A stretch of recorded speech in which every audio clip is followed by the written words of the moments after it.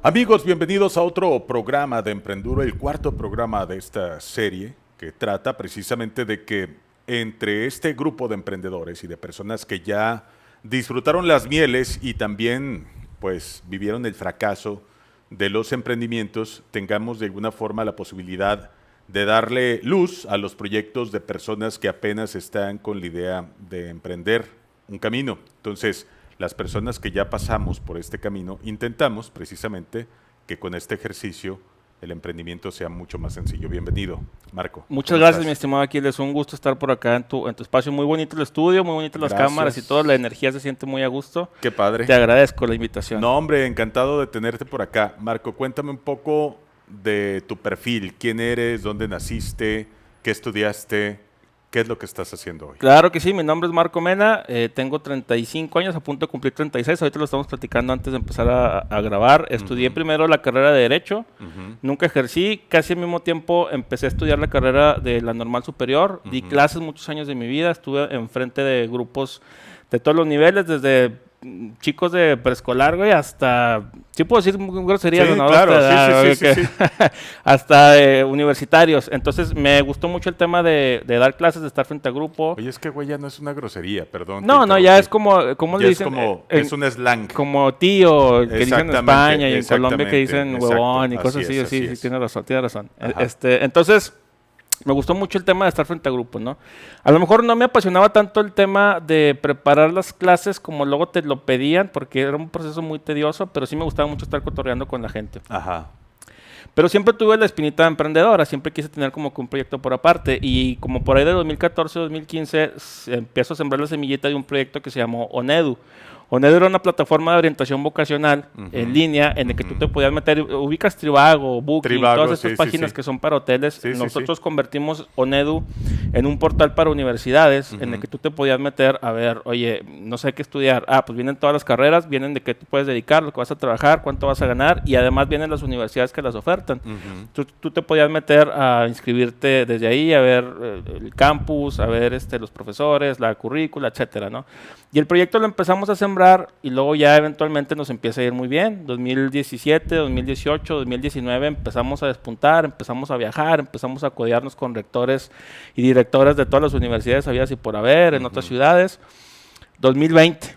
¿Qué sucede? En 2020 llega la pandemia y todo el panorama educativo, claro, a nivel mundial en muchos negocios cambió la forma en la que se manejaban, pero específicamente en el tema de la educación le pegó muy duro. Entonces nosotros con el negocio lo tuvimos que suspender porque de los temas más afectados fue la educación. Duró casi 2 años antes de que las clases regresaran a ser como conocíamos antes. Hubo luego por ahí un tema de un método híbrido en el que unos días ibas a la escuela y otros días estabas en clase. Que a mucha gente no le gustaba, ¿no? No le gustaba. Ajá. O sea, tú decías, oye, ¿para qué voy a pagar eso 15,000, 20,000 pesos al mes en el TEC de Monterrey y no voy a ir a la escuela? Si no voy a las instalaciones. Exacto. Es parte de lo bonito, del ¿no? encanto, exactamente. Ir a la cafetería, conocer gente. Sí. Usar las instalaciones. Porque haces luego sinergia con la gente que luego vas a hacer proyectos después. Y si ni siquiera estás con ellos en el mismo lugar, eso luego se complica. Entonces el proyecto lo tuvimos que suspender y ahí fue, teníamos ahorros y teníamos cosas pues como debe de ser. Agarramos la idea, mi socio y yo en ese momento, de que bueno, esto va a durar unos cuantos meses. ¿Te acordarás que decían que la famosa cuarentena y de marzo y luego en abril y luego no, que en agosto y luego que dijimos, bueno, nos esperamos al siguiente ciclo escolar, mientras como traíamos el tema precisamente de dar pláticas y conferencias y estar frente a grupo, ya con un tema más de orientación vocacional, dijimos, ¿qué te parece si escribimos un libro?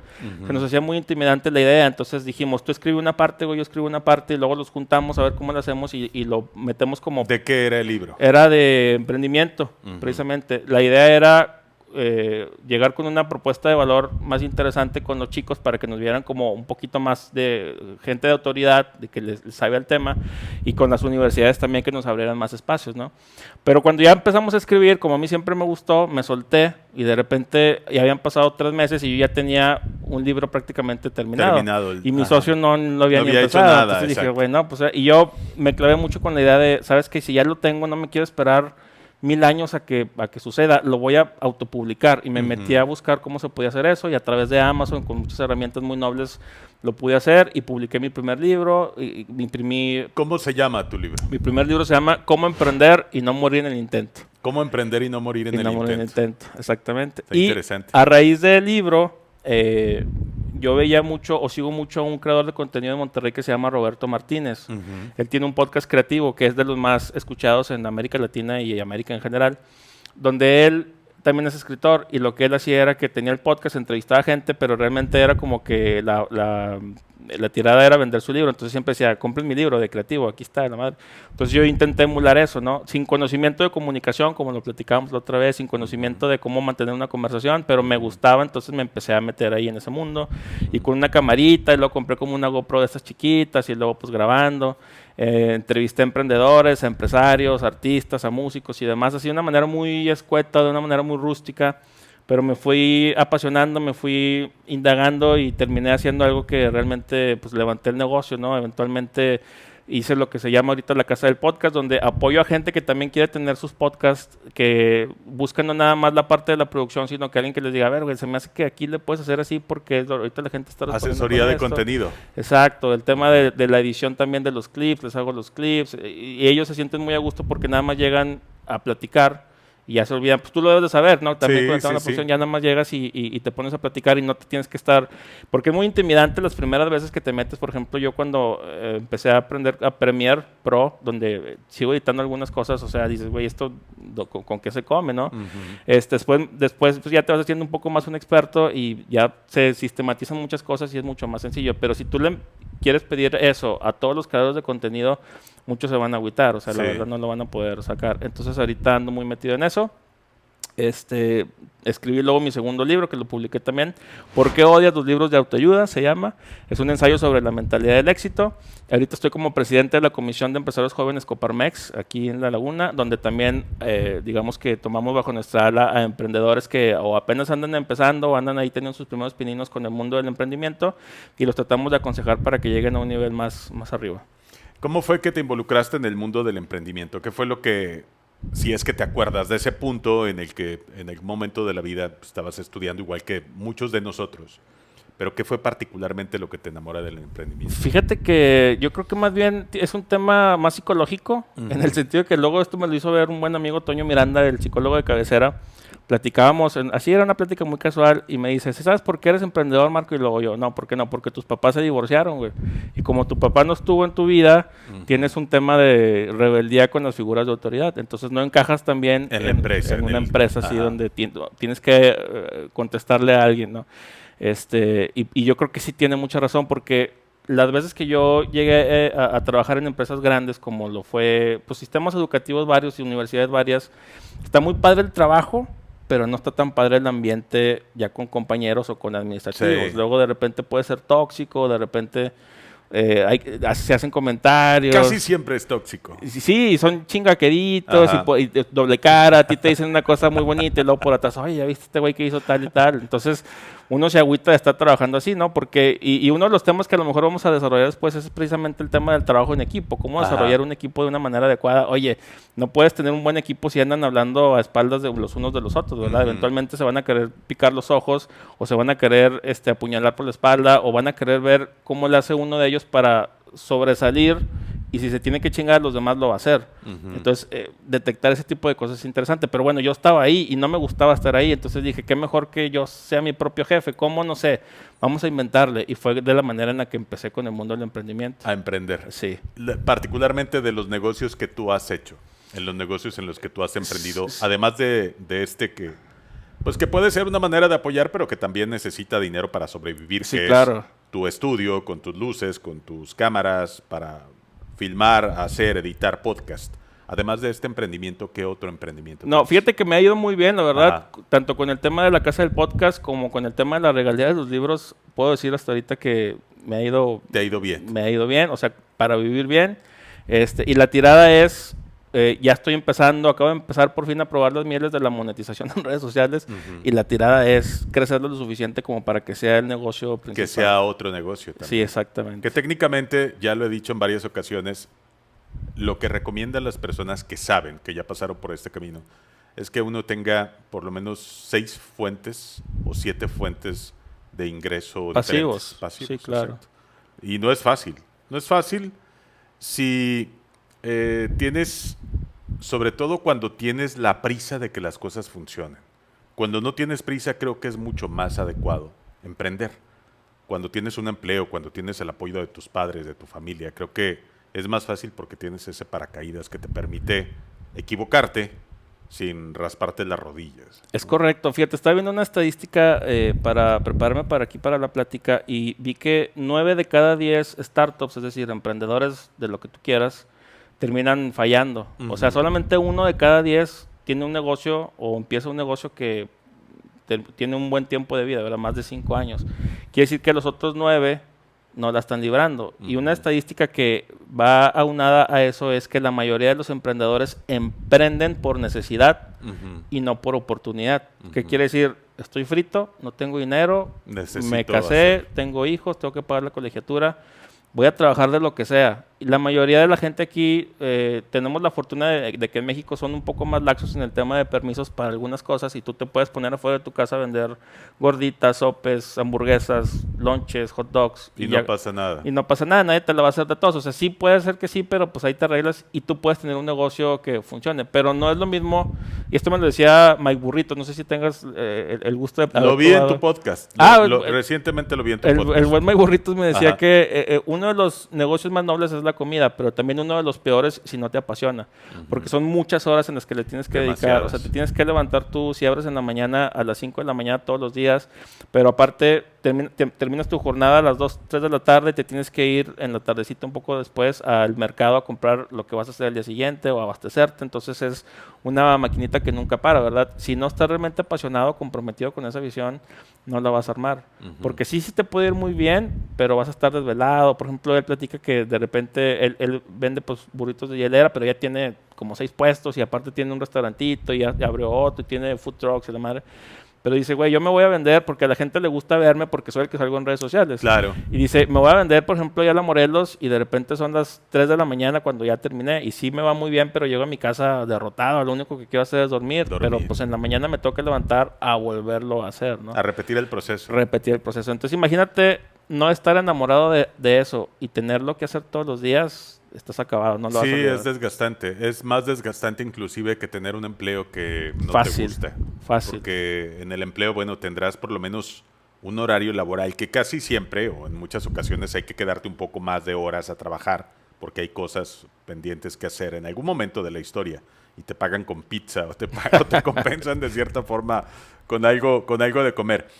Pero levantarte a las 5 de la mañana o a las 7 de la mañana a preparar lo que se va a convertir en tu fuente de ingreso durante el día, terminar a las 3 de la mañana y repetir el proceso y tener quizá, si bien te va, un día de descanso o 2 días de descanso, los que tú quieras, pues puede ser desgastante. La ventaja es que tú tendrás la fortuna en algún momento de decir que no. En el caso de Mike Burritos, pues es complicado porque si él es la cara del negocio y vende más porque es él, entonces el tema se complica. Claro. Tienes que encontrar la manera de sacar las manos. Y llega un momento, digo, hay niveles de negocios también, porque le puede ir muy bien, por ejemplo, al Mike, pero también tiene que llegar a un punto en el que él tiene que analizar si le conviene pagar un sueldo extra de alguien que atienda que no sea él, junto con el tema de que a lo mejor le compran menos si no se ve el rostro de la marca, ¿verdad? Un buen amigo, Beto Murillo de la Hamburguesas El Pollo, él durante mucho tiempo tuvo un fenómeno muy similar en el que él era el que siempre atendía y el que la gente conocía y sus hamburguesas son relativamente conocidas. De repente son las de Constitución. Las de Constitución y ha ido el gobernador y van así y como que y tiene un perfil un poquito, pues, no son tan baratas sus hamburguesas, digamos, entonces tiene un perfil. Y para él, a lo mejor estar pagando, por ejemplo, un sueldo que le va a representar 8,000 lanas al mes, a lo mejor sí los puede pagar, pero dice, güey, pues mejor me los quedo yo, y con eso puedo hacer otras cosas, porque pues es lo que decíamos, mantener la casa, el coche, los hijos, el mismo negocio, que a lo mejor no siempre te va a ir, tú esperas que todos los días te vaya igual que siempre y ahí va a haber días más flacos que otros. Entonces tener como que tu promedio mensual te permite que esas flaquezas las puedas sortear de manera adecuada, si no, pues también vas a estar frito. ¿En qué momento comenzaste con el podcast? Empecé precisamente en 2020, Ujú. como por agosto tuve mi... ¿En la última etapa de pandemia Sí, no, fue al principio casi de la al pandemia. principio de Sí, pandemia, sí, es o sea, cierto? la pandemia empieza aquí en México como en marzo de 2020 2020, sí. y luego como por agosto, septiembre, octubre ya era como que, a ver, todos con cubrebocas, nadie, no salgas, trata de cuidarte demasiado. Entonces más o menos en esa época empecé primero con unas entrevistas en línea, o sea, con gente más o menos conocidilla, les pedía el favor, que más bien conocidos míos, pues, pero que también eran Ujú. conocidos en línea, les pedía el favor y los empecé a entrevistar y no sabía ni cómo estructurar una entrevista, no sabía nada, mi estimado Aquiles. Entonces, Ujú. lo utilicé mucho como experimento para eventualmente tener ahora sí el podcast. Y llegué a tener diferentes podcasts, unos con mayor y menor éxito. Por ejemplo, el más grande fue Cómo emprender y no morir en el intento. Y ahí incluso hice sinergia con radio y todo, o sea, le empezó a ir muy bien, pero luego ya me sentí muy encasillado con el tema del emprendimiento porque a mí me gusta platicar de muchos temas Sí, exacto. y si tienes un programa que se llama Cómo emprender no morir en el intento, no le puedes platicar, oye, ¿y cómo ves, cómo ves la figura de Dios en tu vida? ¿Crees Sí, en Dios, no crees en exacto. Dios, en Ujú. esto, lo otro? Entonces ya, y la gente sí responde un poco, pero responde menos porque están viéndolo con la esperanza de ver tips que les sirvan para sus propios negocios o proyectos Claro. de vida, ¿verdad? Así es. Entonces ahí fue lo que tuve yo que luego cuestionar y fue cuando paré Cómo emprender y no morir en el intento y luego empezó otro que se llamaba Contenido que Inspira, donde era un poquito más, digamos, integral, y ahí sí preguntaba de todo, pero luego me empecé a enfocar mucho en la parte cultural, tampoco dije, no quiero que sea tampoco tan cultural, y finalmente sale Marco Mena Busca Amigos, que es ahí sí, hablo de lo que sea, pero siempre desde una perspectiva de una persona curiosa que le está preguntando a un experto sobre Ujú. sus conocimientos, y la gente más o menos ha resonado con eso. Ujú. Sí, la verdad es que te ha ido bien y está interesante, la verdad, el ejercicio. Me pareció, digo, tuve la fortuna de estar ahí contigo sentado, me entrevistaste, me pareció bueno porque siempre es bonito recordar y me hiciste recordar muchísimas cosas que hace mucho no recordaba. Pero además me parece que tienes muy bien estructurada la idea de lo que tiene que ser un podcast. Entonces es dinámico, tienes una personalidad de cierta forma que puede ser bastante atractiva para las personas que buscan contenido en Te redes agradezco. sociales. Eres un chico joven, eres un chico inteligente y creo que lo estás haciendo bastante bien. No por nada, también te iba a decir que esta parte es bien importante y vamos a hablar para que la gente sepa de qué va más o menos el programa de hoy. Vamos a hablar de dos temas fundamentales. Ahorita salió uno y me parece importantísimo abordarlo porque además acabo de sufrir uno de estos experimentos de, ¿cómo se llama? ¿Cómo se llama lo de la carnita asada? El Ah, fenómeno de el la fenómeno carnita. de sustitución. El fenómeno de sustitución, así es. Bueno, acabamos de vivir precisamente en este ejercicio algo que tiene que ver con fenómeno de sustitución, pero hablemos de los nichos sobresaturados. De pronto, digo, yo he hecho televisión durante mucho tiempo en mi vida y me he mantenido de hacer medios de comunicación en muchos años de la vida. Pero sí he notado que cada vez que hay un despido masivo en Televisa o Televisión Azteca, nacemos nuevos podcasters. O sea, si cada vez que escucho que corrieron a gente de Televisa y TV Azteca, digo, bienvenidos al extraordinario mundo del podcast, cabrón, porque ya sé que muchos, sin haberlo experimentado antes, hay muchas personas que ya estando en televisión empiezan a experimentar en el tema de las redes sociales. Pero cuando te quitan todo, que es tu fuente de ingresos, y además tienes cierto nivel de reconocimiento social, público, es decir, que tu cara ya es familiar, que eso ayuda muchísimo, pues, puedes emprender un podcast y tener un poco más de éxito. Y también hay muchas personas que están como en este camino pensando en que deberían hacerlo y no lo han hecho. Uno de ellos es este chico que participaba en Televisa, que hoy trabaja en Fox, que habla muchísimos idiomas, no recuerdo su nombre en No, este no, sí, sí, momento. sí, sí, ¿quién dices? Pero Alberto Lati. sí, Alberto Lati. Bueno, Alberto Lati colabora, un amigo de él colabora con Alberto Lati. Son ya muy amigos. Y hace poco lo vi en Ciudad de México y me preguntaba, oye, ¿cómo le hago para convencer a Lati de que tiene que hacer un podcast? ¿O qué debería tener el podcast de Alberto Lati para ser interesante? Le dije, güey, tienes una mina de oro en Alberto Lati, o sea, en cuanto tú lo pongas a la cámara, como la gente ya ubica lo que es Alberto Lati, que es un tipo muy inteligente, que es no solamente muy inteligente, es muy leído, es muy preparado y ha recorrido el mundo prácticamente completo. Entonces, no hay manera de que no conviertas eso en un éxito. Pero no todo el mundo tenemos la fortuna de haber tenido tanta pantalla. A algunos nos cuesta más, Marco. Pero eso no quiere decir que no haya posibilidades para todos. Ahí te voy a interrumpir ahí. Ajá. Porque no me acuerdo si lo dijo Iñárritu, Alejandro González Iñárritu, director galardonado de cine mexicano, o Guillermo del Toro, o Cuarón, alguien lo dijo por aquí, que él hablaba de la falta de oportunidad para los directores de cine en México. Es el gordo. ¿El gordo? Bueno, sí. Pero decía algo muy interesante, decía, güey, no te esperes a que alguien te caiga con un guión. Ajá. Escribe tú el guión y tú diriges. Agarra tu cámara. Exacto. Y en ese momento entonces hazlo tú mismo. Tú escribe, tú vuélvete escritor, director, porque entonces tú no necesitas andar cazando oportunidades, sino que tú vas a llegar con la oportunidad, con estudios o con quien tenga lana para decirle, a ver, aquí está, güey, y aparte yo lo voy a dirigir y te voy a hacer un descuento si tú quieres. Pero ya es un paquete todo en uno, ¿verdad? Y creo que a mucha gente le falta esa mentalidad de que esperan que las oportunidades les caigan del cielo y a veces no. Y por ejemplo, con los productores siento que pasa mucho eso, porque están detrás de cámaras muchos años y yo creo que ellos tienen también el mismo potencial de brillar si estuvieran frente a la cámara, pero no siempre se da la oportunidad para que estén frente. Muy difícil, realmente es muy difícil. El medio sí tiende a encasillarte en ese. Incluso como me decías tú en el podcast precisamente de los focus groups que se hacían antes, de que hacían un programa y algunas personas les preguntaban, oye, ¿qué opinas de esto? No, pues sí me gustó, pero este güey se ve muy viejo para el...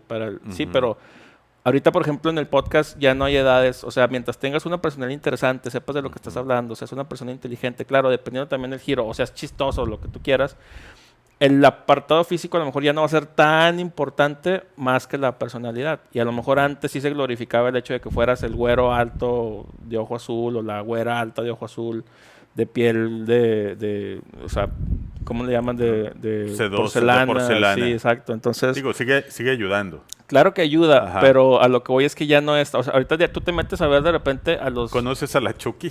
A la Chucky, exactamente. O sea, pero tú ya ves... Digo, sin demeritar, ¿verdad? Pero tú ya ves... No, sin demeritarla. Pero bueno, hay que ser realistas también. Estamos hablando... Es la contrapolación de la piel de porcelana, lo rubio y el ojo azul. Sí. ¿No? El Guerreros de Bronce. Bueno, el Wherever Tomorrow también. Wherever Tomorrow puede ser. Es chistoso. Más o menos ahí entra. Son personas... No me acuerdo quién me hizo este comentario y le doy la razón. Me decía, en redes sociales, para destacar, hay como que jerarquía. Dice, lo número uno es que seas mujer y estés guapa. No importa lo que digas, porque tú como hombre le estás dando así el scroll a Instagram o a TikTok y ves una morra y te detienes a verla. O sea, te detienes a verla independientemente de lo que diga. No, si está guapa. Y lo dice, para los hombres es más difícil. Tienes que ser o muy guapo, también muy atractivo, o tienes que ser muy inteligente, o tienes que ser muy chistoso, una personalidad muy extrovertida, ¿cómo le llama? Magnética, que atrape, ¿verdad? Exacto. Entonces ahí pues hay de muchos. Sí. Pero la verdad es que sí, bueno, hablando precisamente a dónde iba con el tema del podcast y de que cada vez que hay un despido masivo en Televisa o TV Azteca, pues hay más podcasters, ¿no? En YouTube, en TikTok, en Instagram, en fin, en redes sociales. ¿Estamos en una sobresaturación desde tu perspectiva de un producto como este? Yo creo que no. Es como cuando la gente contrataba el servicio de cable que tú quieras hace 30 años y tenía 900 canales.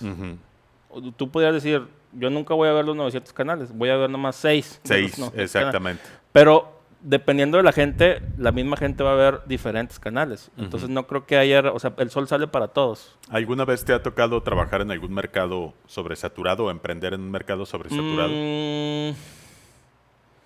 ¿Consideras que puede existir esa figura de un mercado sobresaturado si es que el podcast, por ser contenido, no lo está? No, creo que es que no sé si llamarle saturado, pero creo que nadie inventa el hilo negro.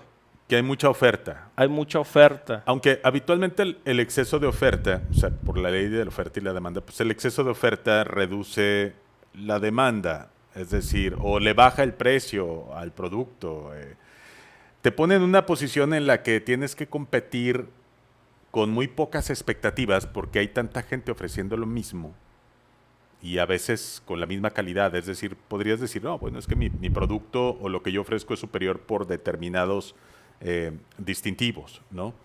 Pero cuando tienes un mercado ofreciendo el mismo producto, por ponerte un ejemplo, no sé si te tocó, pero hace algunos años todo mundo vendía facturas. Ah, sí. Todo mundo vendía facturas. Todo conozco. No factureros, sino todo mundo vendía sistemas de facturación, porque se puso de moda, ¿no? Y entonces ahora empieza una moda de un producto para la belleza, que creo que es chino. Y entonces esto, si te lo pones, te quita las manchas de la piel o te quita las arrugas, te hace como lifting. Entonces empieza a ver estos productos como que tienen una alta presencia en el mercado, ¿no? Y de pronto se empieza a saturar de estos productos y todo mundo anda vendiendo esto. Alguna vez pasó, quizá, tú eres muy joven, pero Tupperware Sí, o Avon. sí, Ajá. sí. De hecho, ahora que lo mencionas, yo OmniLife. trabajé, no sé si puedo decir marca, ¿puedo decir Sí, marcas? di marcas, las que Yo quieras. trabajé en 2014, Ujú. entré a trabajar a Royal Prestige, güey. Royal Prestige. Royal Prestige. A mí como 3 personas diferentes me Sí, ofrecieron eso. hoy lo veo con malos ojos porque cuando yo estuve ahí, igual que la política, a lo mejor ahorita lo vamos a platicar, pero Ajá. me enteré de muchas cosas que luego me desencantaron de esa parte, ¿no? Entonces, cuando estaba en Royal Prestige, por ejemplo, son muy famosas porque son sartenes muy caros. Sí, muy caros. Muy caros, o sea, sí son caros y te lo venden como que es acero de nivel de, ¿cómo le llaman? Para, lo puedes operar a la gente con eso y la madre. Sí, Puras sí, mentiras. sí, que no lo vas a operar a nadie con un No, sartén. o sea, no. Entonces, Sí, lógico. por decir, no sé cuánto cuestan ahorita, yo me imagino que ya se infló más el precio. Sí, seguro. La más barata costaba como 15 lanas hace Ajá. 10 años y luego había una como de 20 que ya estaba más integral. Pero yo que estaba trabajando ahí y duré muy poco y te enamoran también, o sea, bueno, ahorita vamos a hablar de eso, pero a lo que voy es que, por ejemplo, la de 20,000 lanas, yo veía, porque todos los viernes se pagaba a la gente, ¿no? Y yo veía cómo les daban sus comisiones de 3,000, 4,000, 5,000 lanas a cada quien. ¿Eso qué quiere decir? Que de tus 20,000 lanas que tú pagaste de tus sartenes, Ujú. como la mitad son puras comisiones que se van distribuyendo. así es. Entonces el precio se infla un montón. Eso pues te va decepcionando de ese tipo de cosas. Ahorita, por ejemplo, ya en ese momento fue un boom. Mucha gente compró Royal Prestige aquí en Torreón en 2014. Ahorita ya casi nadie te compra Royal Prestige. Ya No. ahora sí se sobresaturó el mercado, Ujú. volviendo a eso, y va a ser bien difícil que alguien te llegue y te venda una vajilla de 20,000 lanas, aunque no sea Royal Prestige, aunque sea una de roca volcánica especial que con esa hasta te vas a curar de las enfermedades que tengas. Sí, güey, pero es que ya hice la inversión de una y toda la estoy pagando. Exactamente. O sea, ahí es donde se vuelve complicado. Y aparte, son de alguna forma productos como que se convierten en una moda, ¿no? Sí, o sea, hay modas y ahí va a depender mucho de saber también si va a ser tu negocio principal o va a ser una oportunidad de negocio. Ujú. Que hay que saber, digamos, hacer la diferencia. Es decir, la oportunidad de negocio es, ahorita yo con esto puedo hacer un billete en estos meses y ya, va a desaparecer. Y el negocio es, esto lo puedo convertir en una carrera de varios años, ¿verdad? Ujú. Un ejemplo claro es, durante la pandemia, mucha gente hizo mucho dinero vendiendo los cubrebocas. Sí. Algunos se anticiparon, vieron que ya en China se estaban informando, en Europa se está informando, en Estados Unidos se está informando, en México decían, no, aquí no van a llegar y la madre, no hay problema, no va a pasar nada. Pero los aventurados leyeron las estadísticas a nivel mundial y dijeron, aquí también va a llegar, la tendencia va a ser esta, vamos a comprar. Y compraron decenas de miles de cubrebocas que luego transformaron en cientos de miles de pesos. Entonces, esas son oportunidades. Ahorita ya cubrebocas, o sea, como negocio, a lo mejor... No, en este momento puede no serlo, no lo sé. Yo vendí cubrebocas, hicimos Órale. una marca de cubrebocas que se llamó Nebulite, precisamente con la infraestructura, creo que te había comentado que fabricaba ropa deportiva. Y cuando llegó la pandemia, esa misma línea de producción la utilizamos para producir cubrebocas y un sanitizante. Ese sanitizante que registré con un nombre, registré el nombre de una marca que se llama Nebulite. Hoy la marca revive ahora con un insecticida biodegradable que además es pet friendly. Órale. Porque es como mi manera de mantener la marca viva, como de darle sentido. Ahora con un tema que me parece que sigue siendo, pues no es una pandemia de mosquitos ni de dengue, pero es un problema de salud constante. Entonces, por ahí nos estamos yendo un poco precisamente para dos cosas. Primero, para seguir vendiendo un producto donde cuando ya tengo ubicado el envase, que en ese momento fue un tema, ya ubiqué el envase, ya sé dónde hacen las etiquetas, pero en ese momento en el que empezaba, pues no existía, no tenía la noción de dónde comenzar. Como ya lo tengo, no lo quiero dejar morir. Claro. O sea, quiero seguir produciendo a partir de esa idea que ya en algún momento fue rentable. No sé si vaya a volver a ser rentable, igual que en esa época, muy poco probable, a menos de que llegara otra pandemia. Pero dicen que las ideas hay que mantenerlas vivas. Sí, Y en algún momento pueden llegar a florecer. estoy de acuerdo, pero también hay que tener cuidado porque se pueden transformar en la vaca. Ajá. No sé si estás familiarizado con el ejemplo de la vaca. No, no, no. Te lo voy a contar muy sencillito. Ajá. Un maestro y su alumno espirituales viajan a una villa en un país perdido de África, ¿no? Una villa, y se encuentran con que viven de una manera muy miserable. Y cuando llegan a hablar con el encargado de la villa, el alcalde, digamos, le preguntan cómo es su manera de vivir. Dice, pues es que la verdad no hacemos comercio con nadie, no, la tierra no nos da para agricultura, no tenemos ni gallinas, pero tenemos una vaca. Y la vaca nos da leche, y de la leche hacemos queso, y de la leche hacemos mantequilla, y pues con eso es la manera en la que nos mantenemos. ¿Y por qué no matan a la vaca? No, porque si matamos a la vaca para consumir su carne, nos vamos a quedar sin vaca y nos vamos a morir. Entonces el maestro dice, muy bien, vámonos. Y se lleva al alumno, ¿verdad? Y en la mitad de la madrugada le dice, ¿sabes qué, güey? Ve, róbate la vaca, tráetela y la vamos a tirar de un barranco para que se muera. No me preguntes, tú nomás hazlo. No, maestro, pero nos van a meter a la casa y la chingada. Tú hazlo. Y pues el alumno, siguiendo las instrucciones del maestro, va y lo hace. Se roba la vaca, se van a un acantilado, la tira, chingue su madre, la vaca cae y se muere. Y estos güeyes se escapan, no crees que se quedan a ver qué es lo que pasa, ¿verdad? Sin embargo, unos años después, el alumno, ahora maestro, regresa a la villa. Y cuando va entrando a la villa, se maravilla viendo que ahora sí hay hortalizas plantadas, hay árboles, y hay más animalitos, y los niños están regordetes, y están felices, y los adultos están todos riendo, y están compartiendo por ahí un trago. Y se sorprende de ver esto, ¿verdad? Entonces regresa con el alcalde, que sigue siendo el alcalde de aquel entonces, y le dice, oiga, ¿qué es lo que sucedió? Primero lo saluda, ¿cómo está? Hace muchos años que vine, ¿se acuerda de mí? Sí, claro que me acuerdo de ustedes, ¿cómo han estado? No, pues fíjese que mi maestro falleció, pero yo vengo a verlos ustedes. Platíqueme cómo se dio este cambio. Y dice, no vas a creerlo. Después de que ustedes se marcharon aquella vez, alguien se robó la vaca y cuando la fuimos a buscar nos la encontramos muerta. Y nos lamentamos mucho la pérdida de la vaca, porque con la vaca era con lo que subsistíamos. Pero uno de los aldeanos se le prendió el foco y dijo, ¿qué les parece si utilizamos los componentes de la vaca para comercial?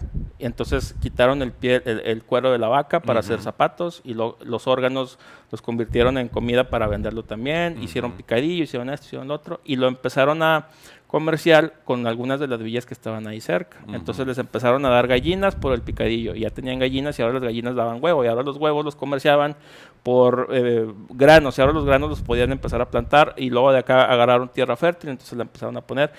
Todo esto fue de que la vaca se les murió. ¿Y cuál es la conclusión de esta historia? Que no te cases con la vaca. A veces mantener a la vaca es muy costoso. A veces mantener a la vaca es muy costoso. No estoy diciendo que sea tu caso. No pero es... a veces uno se casa mucho con una idea y no estás viendo realmente la perspectiva de hacia dónde la puedes orientar eventualmente para que te vaya bien. A menos de que sea un proyecto de estos hobbies que, digo, no estoy diciendo que sea tu caso, sino en general, de estos que pues te apasionan y lo que te dan a lo mejor económicamente no es lo más viable, pero sí te dan algo que ningún trabajo te puede dar, que es satisfacción, ¿verdad? Claro, por supuesto. Sí, no, lo que la marca generó en ese momento, la verdad es que fue bastante bueno porque no había otra alternativa. En ese momento sí era, o fue una marca que nació realmente por la necesidad de subsistir. O sea, no había realmente otra alternativa que nos permitiera en ese momento, pues dedicándonos a lo que nos dedicábamos y ya sin un empleo fijo, la verdad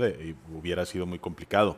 Pero la marca nació justo en medio de esta pandemia resolviendo una necesidad global que era la creación de cubrebocas o tener un cubrebocas disponible, y lo que hicimos en ese momento pues fue crear un cubrebocas que tenía diseñito. O sea, era un cubrebocas que tenía así el filtro dentro. El mismo, haz de cuenta que era un cubrebocas, pero cubierto con telita, con diseños, con una marca, con elástico cubierto con una ruedita, digamos, de tela para que el uso prolongado no te lastimara las orejas. ¡Órale! Que si querías, le podías poner un filtro alterno, es decir, ya traía un filtrado. De hecho, cortábamos varios para enseñarle a los clientes o hacer videos para enseñarle a los clientes que tenías una capa de tela de algodón, luego el filtrado, luego otra capa de tela de algodón, luego otra capa de tela de algodón, que era donde venía el compartimento para meterle otro filtro si lo querías, y también vendíamos el filtro. Entonces todo eso se convirtió realmente en un gran negocio, y después fabricamos el sanitizante. Pero justo terminó la pandemia y la marca dejó de existir. Y ahora que estaba con pocas cosas que hacer, pues me puse a pensar en que matar mosquitos puede ser un buen negocio. No, hombre, definitivamente es un buen negocio. Y nos pusimos a fabricar esto. A las mismas personas que me hicieron en aquella ocasión la fórmula, les pedí el favor de que me echaran la mano ahora con una fórmula que fuera aprobada para que no fuera, digamos, mala con los animales, con las mascotitas. Que matara al mosquito, que tú vieras que el mosquito, en cuanto le echas, cae, y así. Hace poco estaba aquí un amigo y pasó un mosquito, le echó y me dice, ¡ah, cabrón! ¡No mames! ¡Qué increíble está esto! Carlos Hernández, mi compadre, saludos. Y por eso tenemos fe en que este producto puede llegar a funcionar, porque bueno, es en una época en la que todo debería ser biodegradable y pet friendly. Sí. Estamos de alguna forma resolviendo una necesidad a partir de un producto, pues, digo, es al final un insecticida, ¿no? Pero tiene estas cualidades, está padre.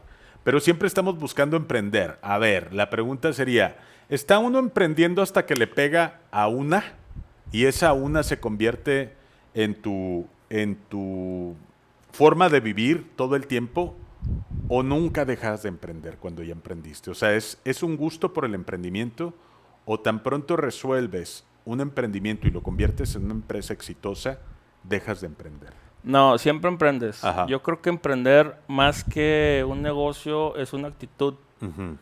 Incluso cuando yo tenía el podcast de cómo emprender y no me lo intento, siempre decía que emprender muchas veces lo asociamos a la parte del negocio. A la parte inicial del negocio. O sea, tú piensas en emprender y piensas en negocio, proyectos, lo que sea, pero realmente emprender significa empezar algo, iniciar algo, hacer algo.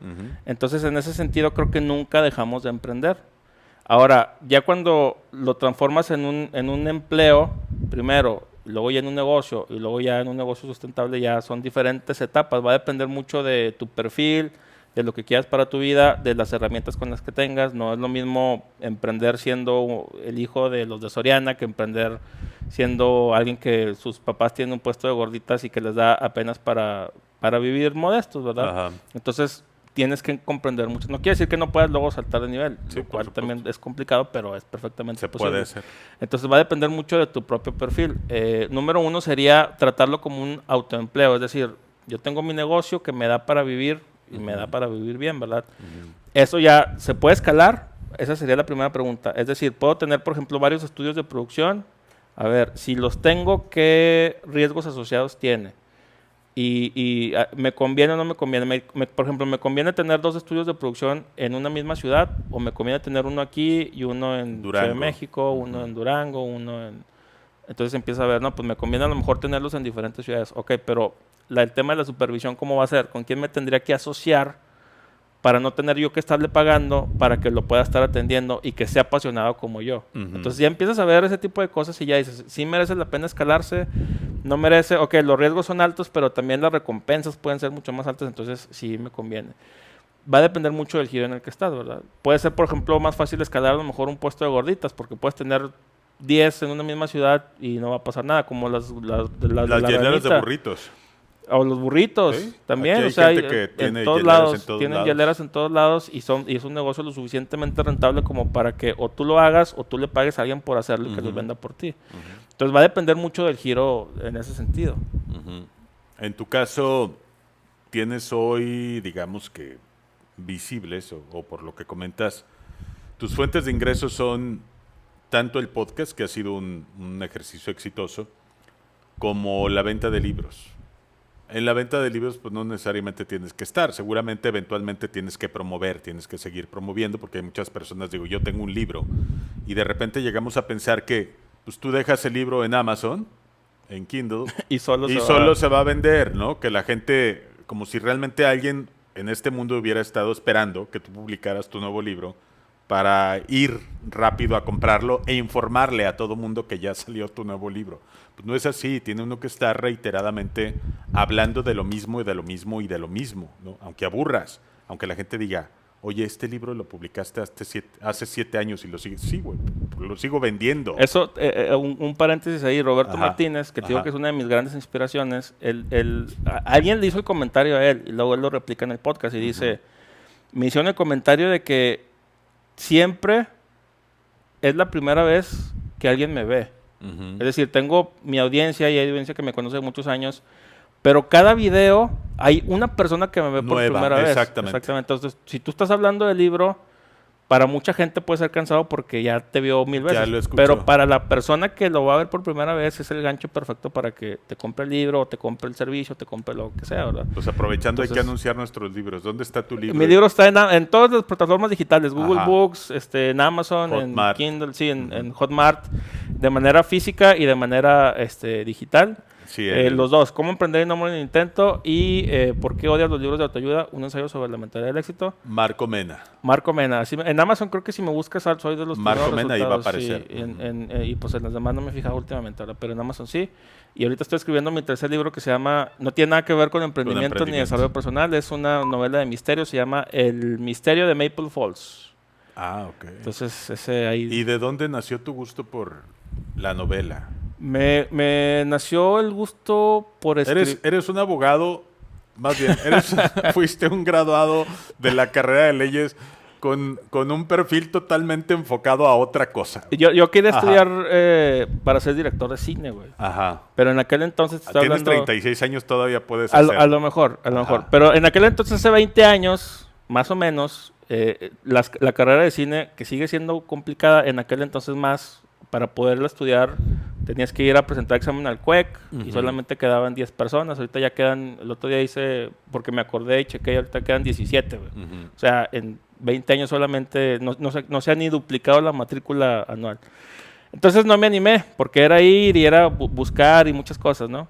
Y terminé estudiando lo que mi mamá me dijo, porque mi mamá es abogada, ya retirada, pero fue una abogada muy exitosa, entonces me dijo, pues métete ese pedo, y me metí. Ujú. Y nunca batallé, pero tampoco nunca me apasioné. Ujú. Y luego por la edad, pues menos, estaba muy chavito. O sea, yo tenía 15 años cuando estaba en primer semestre de la carrera de Derecho, cumplí 16 estando ahí. O sea, Ah, bien era un chiquitillo, niño, güey. ajá. Y no aprecié a lo mejor en su momento lo que pude haber apreciado. Y luego ya me metí a la normal. O sea, me metí a dar clases y luego me metí a la normal para reforzar ese pedo. Y luego ya duré muchos años ahí. Y luego ya emprendí. Y luego ya me dediqué a otras cosas. Pero mi perfil a lo mejor sí era el tema de la comunicación, ¿verdad? Ahora no pasa absolutamente nada, ¿me entiendes?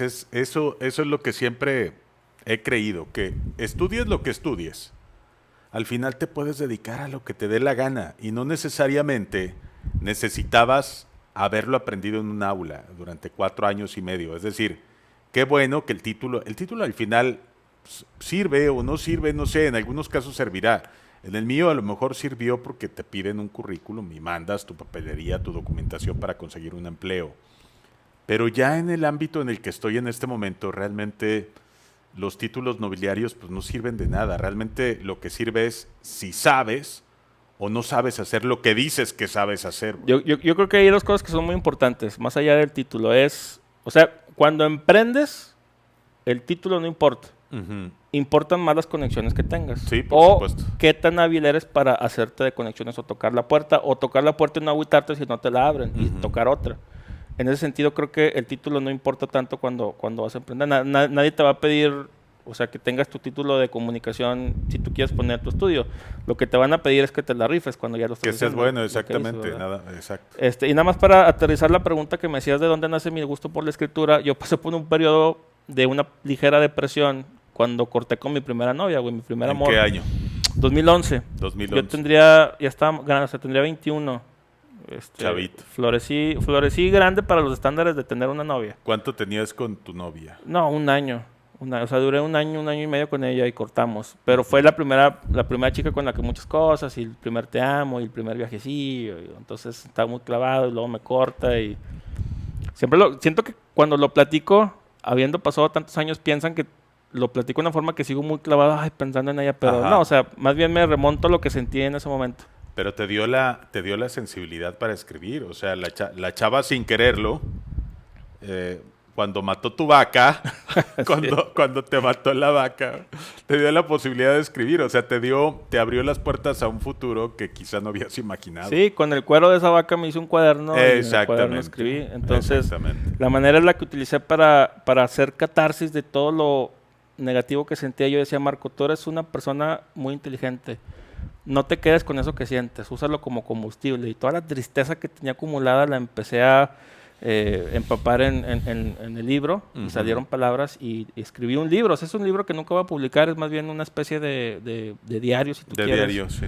Donde relaté muchas cosas a modo de novela, un ejercicio para ver qué es lo que sucedía, y me gustó, y ahí lo tengo, y de repente veo los capítulos y me acuerdo, pero de ahí agarré el gusto. Y nunca me imaginé que años después lo iba a convertir en parte importante de mi vida a ese nivel. Yo te diría, públicalo. Desde mi perspectiva. Fíjate que a mí me pasó algo con El extraordinario mundo del fracaso, que fue el primer libro que hice. También está disponible en Amazon junto con otro que se llama Hasta el último segundo, que recién acaba de salir o recién acabo de publicar hace algunos meses. Si no lo he difundido es quizá porque no estaba seguro de que mereciera la pena publicarlo. Pero habla de muchos pasajes de mi vida, dolorosos y felices, o felices que se convirtieron en dolorosos o viceversa. Pero no quería publicarlo precisamente porque trae muchos temas muy personales.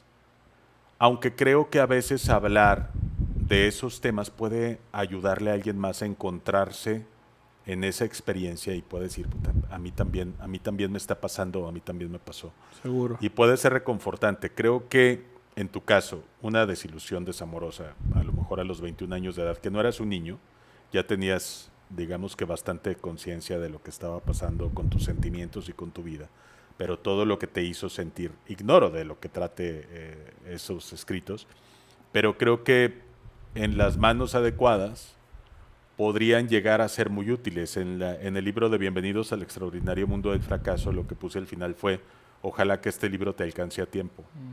Pensando justo en las personas que en algún momento de la vida, inclusive yo he llegado a sentir en algún momento la frustración o una tristeza tan profunda que no es que te quieras suicidar, pero quisieras no existir o te quisieras morir. Exacto.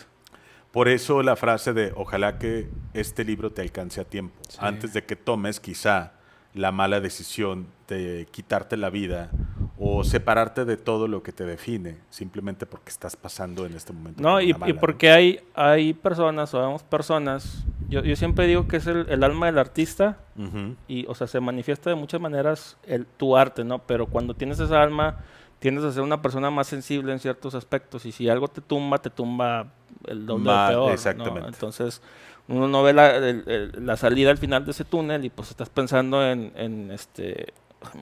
estás pensando en, ¿cómo se llama?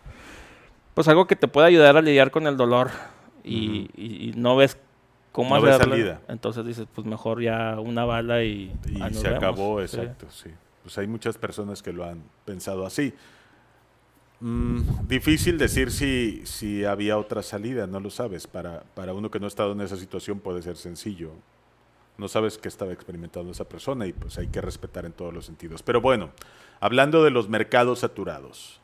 Yo sí siento que hay mercados saturados y por estrategia creo que como emprendedores, sobre todo si no tienes una idea muy clara de en lo que quisieras emprender, a veces los negocios o las oportunidades te caen y depende de ti tomarlas o no tomarlas.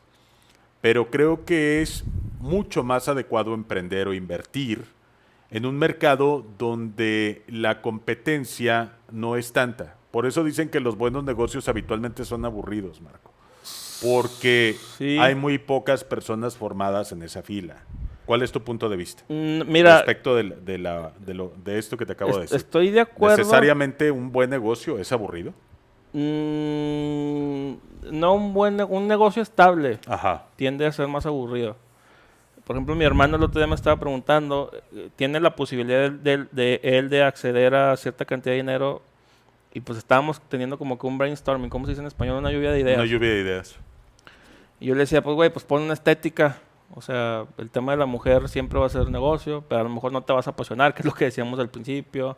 O pon, si puedes, una gasolinera. O sea, a lo mejor tampoco te va a apasionar decir, a lo mejor te va a dar cierto estatus, Claro. como que siempre, la gasolina, pero Claro. no te va a apasionar a lo mejor tampoco tanto. Y también o pon un Oxxo, güey, o sea, una franquicia de un Oxxo, ¿verdad? Y a lo mejor tampoco te va a apasionar, va a ser aburrido en ese sentido, pero pues te va a generar un ingreso estable, porque son negocios, son modelos de negocio que ya están probados. En ese sentido creo que está bien. Ahí más bien va a ser la cuestión de a pesar de que sea un negocio aburrido entre comillas, ¿qué le puedes meter tú de diferenciador para que ya no sea tan aburrido? Precisamente el otro día te voy a dar 2 ejemplos. Uno es, hablando de las gasolineras, un güey en Estados Unidos, se me escapa el nombre, se da cuenta que siempre que va a hacer viajes en Estados Unidos, pues todos quedan muy lejos, entonces la gasolina se consume mucho, ¿no? Y se da cuenta él que siempre que va a una gasolinera, la experiencia es terrible, porque los baños siempre están sucios, no tiene realmente cosas para comprar, las gasolineras se ven no tan bien atendidas. Ajá. Entonces él dice, ¿qué pasa si yo hago una gasolinera donde los baños estén limpios, te sirvan poca madre, puedas llegar a comprar cosas, o sea, comida decente? Y el güey pone una gasolinera, creo que se llama Buc-ee's, la gasolinera, que ahorita ya genera $5 millones en revenue al año, de nada más de que tiene las gasolineras, ¿verdad? Entonces, ¿qué es lo que tú como yo, qué es lo que vamos a hacer? Vamos a ver las gasolineras y vamos a decir, en esta me tratan de la shit y en esta otra puedo llegar y bajarme en lo que me están atendiendo la gasolinera. Y te cuesta lo mismo. Pues, me cuesta lo mismo, no pero acá me dan el diferenciador. Entonces ya te empiezas a fijar en esos pequeños detalles. El servicio es el mismo si tú quieres, pero acá hay algo que lo hace diferente y pues te vas con este. Leí también la historia de un güey que es un chef. Y por eso volvemos a lo de lo aburrido, porque el vato es chef. O sea, ¿qué va a hacer con sus habilidades de chef? Probablemente va a poner un restaurante, ¿verdad? ¿Cuántos restaurantes no hay? Hay un montón de restaurantes. ¿Por qué voy a ir yo al restaurante de ese güey y no al de acá? Imagínate que hace pizzas, por decir algo. Y a lo mejor sus pizzas están muy ricas, pero me queda hasta la chingada y el de acá me queda a la vuelta, pues voy a ir al que está a la vuelta, claro, y está también rico. Total que él, siendo chef, dice, quiero poner un restaurante, y ya lo pone, y pues le va más o menos bien, pero dice, necesito un diferenciador. Su tema del restaurante era un poco más fancy, ¿cómo se le llama? Más elegante. Más elegante. Entonces dice, me voy a ir a 5 restaurantes, a ver cuál es la experiencia del restaurante. Se va a los 5, lo tratan poca madre, súper bien, el servicio, esto, lo otro, atendido. Y cuando regresa a su restaurante para implementar un cambio, dice, no me fijé en lo que hacían bien, me fijé en lo que hacían muy mal. Y el común denominador que tenían los 5 es que el café era muy malo y que si tú pedías cerveza te veían para abajo porque los güeyes llegaban con la cartita de vino y te hacían la recomendación de los vinos. Entonces a este güey se le ocurre la brillante idea de tener un buen café. O sea, contrata un barista y le dice, tu única pinche trabajo es que el café esté chingón. Ajá. Y la gente llega por el café al restaurante, además de comer. Y ahí es donde innova, dice, voy a tener un sommelier, pero en lugar de vino va a ser para la cerveza, güey. Entonces, cuando tú llegas y tú pides una cerveza, le hablas a ese güey y llega con una carta de cervezas te dice, a ver, esta cerveza oscura, su marinado va perfecto con este pescadito, y esta clara va mejor con este, y esta sirve para abrir el apetito. Entonces ya le dio eso diferente, ¿verdad? Y tú te pones a pensar y dices, claro, está novio, pero nunca se le había ocurrido a nadie hasta que ese güey llegó. Escaló de nivel la cheve, güey. La hizo fancy. De nivel la cheve, exactamente. Exacto. Y la cheve es una cheve que a lo mejor todo el mundo podemos consumir. Sí, pero exacto. Pero que te traten bonito en un nivel superior porque ya traes, o sea, tu cheve, qué bien, o sea, me siento ya diferente. ¿Y cuándo te han dicho con qué combina tal o cual cheve? Jamás. Te la agarras y te la tomas. Y te la echas, ¿verdad? Sí. Pero qué experiencia diferente sería que alguien Por te llegue supuesto. y esa mera pregunta te diga, ¿qué se le antoja de comer? Pues se me antoja un corte. Ajá. Le recomiendo esta cerveza para ese corte. Sí. ¿Y qué es lo que vas a hacer tú? Le vas a decir a tus compas, güey, tienes que ir a ese restaurante. Ese restaurante. Exactamente. Así es. Hay ya varios en Monterrey. Hay una gran cultura de la cheve, igual que acá. Pero hay algunas cervecerías ya muy conocidas, una marca particularmente o dos, en Ciudad de México igual, que hicieron precisamente de esta pasión por la cheve un gran negocio. Es decir, todo gira en torno al distinto tipo de cheve que hay y a los distintos sabores y exactamente con qué combina cada cerveza. Entonces está chingón. Hablemos ahora de un tema que a mí me pasó, fíjate.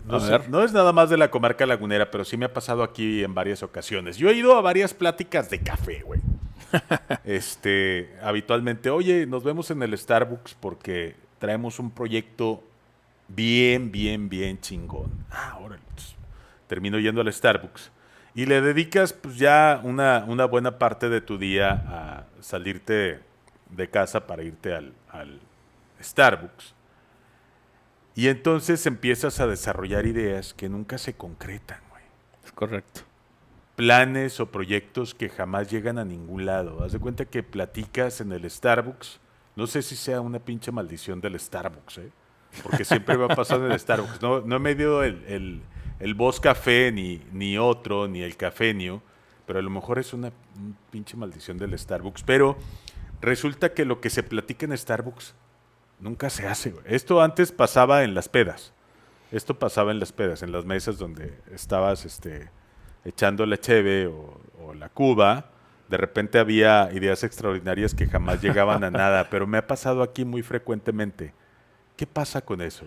¿Te ha pasado a ti esto? Me ha pasado muchas Ajá. veces. Yo creo que a todo mundo le ha pasado alguna vez en su vida. Ajá. Y te decía que en la investigación para el libro de cómo emprender y no morir en el intento, me percaté de ese suceso y me puse a investigar. Dije, ¿por qué chingados pasa? O sea, ¿por qué tenemos tantos ánimos de platicar el proyecto y luego ya no lo aterrizamos? Ajá. Y resulta que un psicólogo, ahorita lo está buscando, pero ya no lo encontré, acuña el término de fenómeno de sustitución y te dice que el cerebro confunde el hecho de que tú platiques sobre un proyecto con como si ya estuvieras trabajando en el proyecto. Entonces, entre más platicas de que quieres poner un negocio de un restaurante, menos vas a trabajar para lograrlo. El proyecto. O sea, hay una barrera también, porque o una línea, pues, que tienes que superar, porque al principio todos hablamos del proyecto y solamente algunos sí lo completamos, ¿verdad? ¿Cuál va a ser la diferencia? Que traces fechas, que traces un deadline donde digas, a ver, se me ocurre esta idea, pues vamos a hacerla, si ahorita es agosto, vamos a hacerla en octubre. Tenemos de aquí a octubre para buscar lo que tengamos que buscar y en octubre vamos a empezar Para avanzar con lo un poco, que podamos. exacto. Sí, exacto. Entonces ya empiezas a tener metas, vas cumpliendo esas metas y vas haciendo las cosas. Pero si solamente platicas, tú crees que estás cumpliendo las metas sin cumplir las metas. Y es lo que sucede en el cafecito en el Starbucks o lo que sucede en la carnita asada. Esto se volvió popular hace como 3 años porque Poncho de Nigris, precisamente una figura ya pues en México, regiomontana, el vato habla de los negocios de la carnita asada o los negocios que nunca se hacen. Y luego ya con eso en mente digo, pues ese es el fenómeno aumentado de sustitución, ¿verdad? Que hablamos pero no hacemos. O sea, el cerebro confunde la verbalización con el la hecho, acción. con la acción. Exacto. Está dificilísimo. Sí debe ser como una enfermedad mental. Está rarísimo. Y Ajá. a lo mejor por eso tanta gente tiene ese gusto por hablar de proyectos y no necesariamente por hacerlos. Sí, yo... Porque es gratificante, o sea, es muy gratificante hablar de un proyecto padre, que quieres hacer. exacto, O sea, dices, sí, güey, sí. Y te imaginas y te pones en los zapatos de cómo sería y mira, se va a ver así y así, y le vamos a hacer así, y nos va a caer tanta gente y nuestros clientes van a hacer esto. Exacto. Tengo un contacto que pueda hacer, o sea, y dices, ay, cabrón, sí es cierto, todo está acomodado, pero ya no lo haces. Dices, estamos hechos ya. Sentiste la euforia en ese momento como si ya lo hubieras hecho. O sea, fíjate, ya lo sentiste como si lo hubieras hecho y no has hecho nada. Bueno, hasta hoy realmente yo te diría que le dedicamos más horas a esas sesiones de café que al proyecto en particular. De acuerdo. O sea, no hay forma de pronto en la que un proyecto tan platicado se materialice. Yo lo que creo es que justo eso, cuando no tienes tú fechas establecidas o cuando el proyecto no tiene un lineamiento claro de comenzamos aquí hoy, la próxima que no sea una sesión de café, que sea una sesión de trabajo, güey. Cuando no tienes eso, el proyecto está destinado a fracasar. Yo lo que ya no me permito, Marco, igual y te pasa a ti, es ir a escuchar, pues no sé cómo decirlas, iba a decir ideas sin sustento, pero creo que es más fácil decirlo y es más claro cuando les dices, no estoy dispuesto a escuchar mamadas. O sea, no estoy ya no tengo ya ánimo de irme a sentar a un café a escuchar algo que no va a suceder. Sobre todo cuando me doy cuenta de que no hay nada. Es decir, a veces lo que la gente creo que está buscando en uno es precisamente que tú hagas las cosas. Que tú seas quien haga que las cosas pasen. Sí. ¿No? Y hay veces en las que me han contado de proyectos y yo prefiero realmente sacar las manos de forma inmediata. O sea, me dicen, oye, fíjate que voy a abrir un negocio así, así, así. Y yo digo, no, padrísimo, güey, felicidades, dale, ¿no? Todo el éxito del mundo. como que están esperando engancharte para que dijeras, oye, pues platícame más, güey, o cómo te ayudo, o cómo te apoyo, o nos podemos asociar. La verdad es que cuando intuyo que las cosas van por ese punto, prefiero no meterle. ¿Alguna vez has estado involucrado en un proyecto que te quita tiempo y no te deja absolutamente nada? Sí, sí, pues mira, sí, te voy a dar el ejemplo muy perfecto, muy adecuado. Nada más que es que no puedo decir los nombres. No. Pero un creador de contenido muy grande de aquí, lagunero. Lo que pasa es que no me dio en su momento, pero luego sí. O sea, económicamente no me dio pues dinero, pero luego me dio otras cosas. Pero te voy a dar ejemplo porque es más o menos eso. Y luego me volvió a buscar para otras cosas. Pero yo a él lo estuve apoyando mucho tiempo porque le veía el potencial y nos salíamos a la calle a grabar y el güey era es muy famoso. Lo ven en la calle y le gritan, ¿cómo estás? La chingada. Ay, güey. Pero me quitaba mucho tiempo a mí el ir a los lugares o estar en sitios, estar grabando, porque era el traslado y luego estar ahí 1 o 2 horas y luego regresarte y luego la edición y luego, ay cabrón. Y monetariamente no me dejaba, o sea, porque era un acuerdo diferente, entonces llegó un momento en el que ya me estresé y no le vi tanta ¿cómo te diré? Pues la remuneración, ¿verdad? Y luego a veces, como no le ves la remuneración, te drena la energía y ya lo haces con hueva y no le metes la pasión y ese tipo de cosas creativas, lo que más necesitan es que tengas pasión. Entonces me agüité y ya llegó un punto en el que ya no, luego ya cambiamos a hacer otras cosas donde sí nos vimos, digamos, beneficiados ambos. Pero luego me volvió a buscar el güey y me dijo, vamos a salirnos a la calle a grabar como los Navarretes y la chingada. Le digo, güey, la neta me da un chingo de hueva. ¿Quiénes son los Navarretes? Te los recomiendo ampliamente que los sigas. Ajá. Porque te vas a agüitar de lo bueno que son. Ajá. Ellos tienen millones y millones de seguidores, son creadores de contenido de aquí en Laguneros. Ah, sí. Hacen así videos de estos que son como parodias. Ajá. Pero tienen la peor producción que te puedas imaginar. Eso ellos nomás se graban así, güey. Ajá. Y ya suben los videos y de repente 7 millones de vistas. Ay, cabrón. Y les va súper bien. Pero los Navarretes hacen ese tipo de comedias que salen en la calle y cotorrean así con la gente. Y nada más graban así. No le meten cortinilla, no le meten música. No le cortan nada. O sea, donde sí se quiebran, y digo porque los conozco un poco, donde sí se quiebran la cabeza es con la parte creativa. A ver, hay que hacer el guión para luego grabarlo, ¿verdad? Pero luego ya no le meten mucha producción, si es que algo. Y lo hacen así. Entonces él me decía, vamos a hacerlo como ellos. Y yo le decía, güey, o sea, sí, pero me da un chingo de hueva salirme a grabar.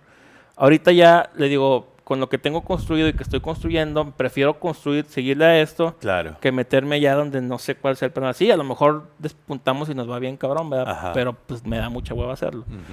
Creo que es importante reconocer ese tipo de cosas también, así como tú dices, de que te da huevo ir a escuchar las ideas que nunca se van a hacer. Pues es que, güey, ¿a qué voy a ir? Me voy a drenar la energía. Exactamente. Y les voy a drenar yo la energía a ustedes porque me voy a resentir con ustedes de que no se está haciendo ni madre. Exactamente. Entonces, hay que tener cuidado con eso. No tiene sentido. Finalmente, Marco, pues gracias por la invitación.